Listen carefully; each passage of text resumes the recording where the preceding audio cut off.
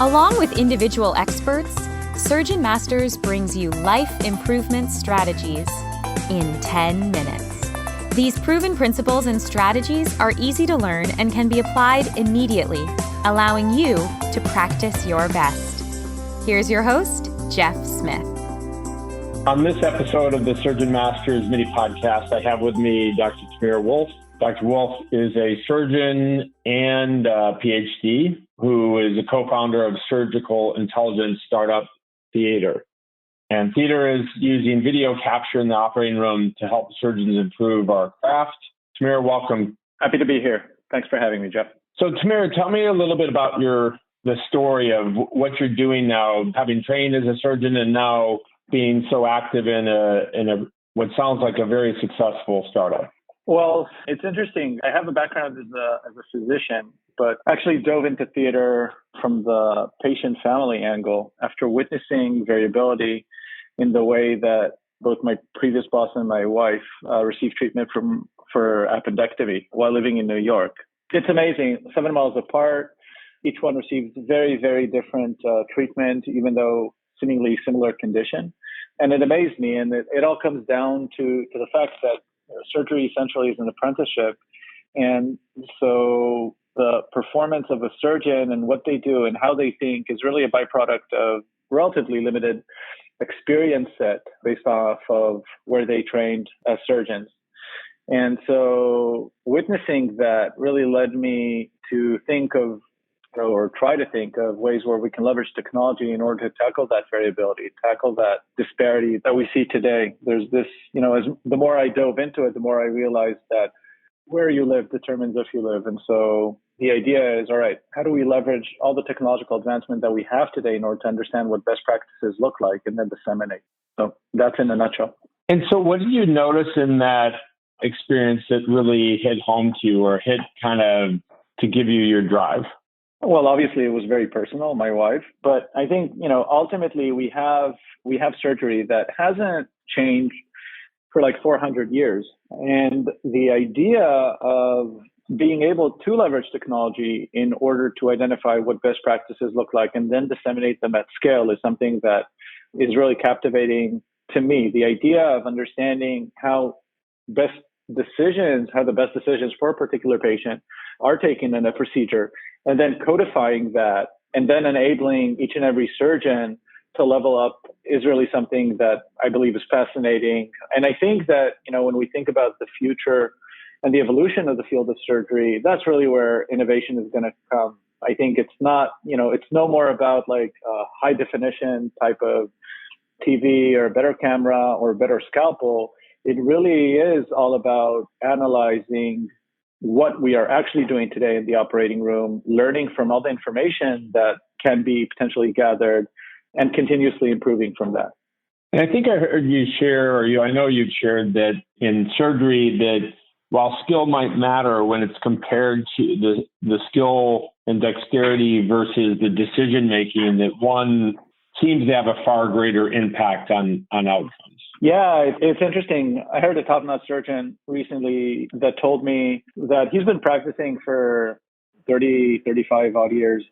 Technically, he doesn't think that he's changed all that much, but what he has gathered throughout that period of time is really the ability to make far better decisions, to have that situational awareness, understanding what you're seeing in front of you, and then responding to it. And that aspect, I think, is the most meaningful. The decision-making capabilities of an individual as they're continuously encountering various scenarios, which is a constant in surgery, is the crucial part.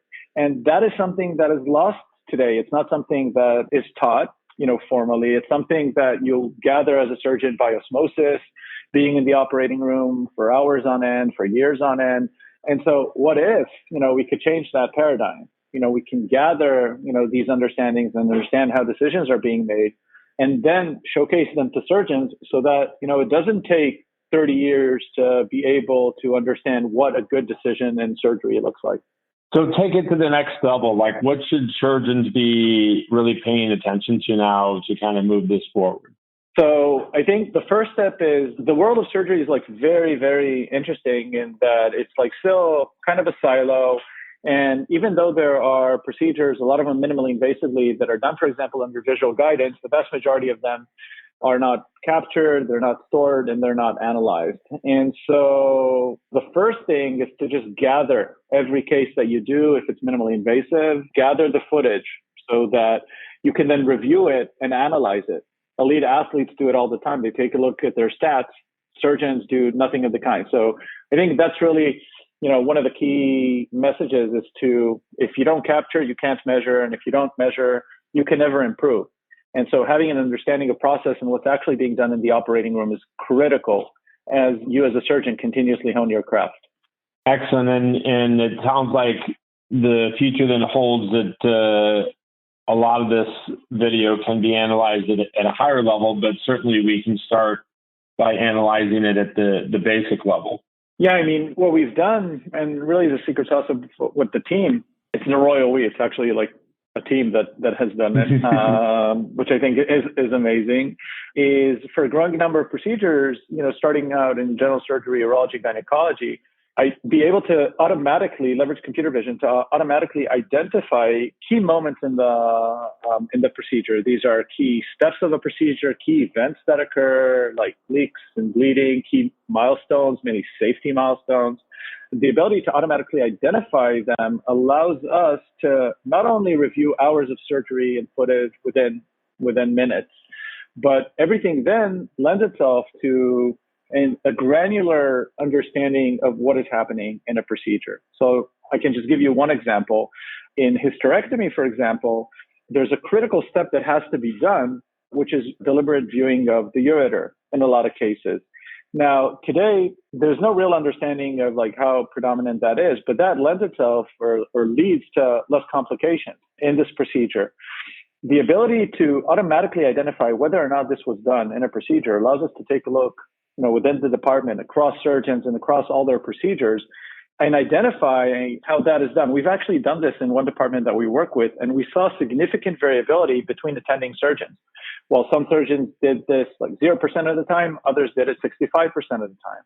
The interesting thing is that once we showed them this data that took us less than a minute to generate, things changed from a cultural perspective. And when we compared months preceding to just showing and visualizing the data to the months after, we saw that afterwards, there's a lot more dedication and devotion to achieving this safety milestone, which led to a reduction in the number of intraoperative events like bleeding, etc.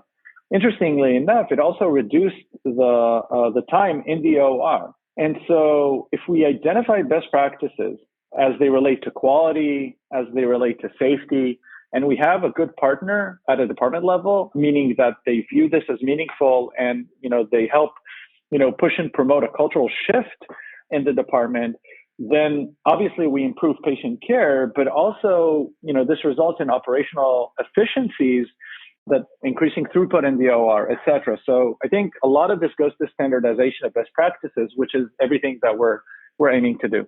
That's excellent, and that was a great example. Just to remind folks where they kind of start, what do you think is the first step? The first step is routinely capture each and every procedure that you do, and then review it. Obviously, you can review hours, but if there's a way of reviewing hours within minutes, then that would be amazing. But the ground floor is really starting to capture everything so that you can then measure and then improve. Fantastic, Tamir. Thanks for joining us. Happy to do so. Thanks for having me again, Jeff. There you have it. In less than 10 minutes, this is Jeff Smith along with Dr. Tamir Wolf. Until the next episode of Life Improvement Strategies for the Surgeon Who Wants More. Ciao.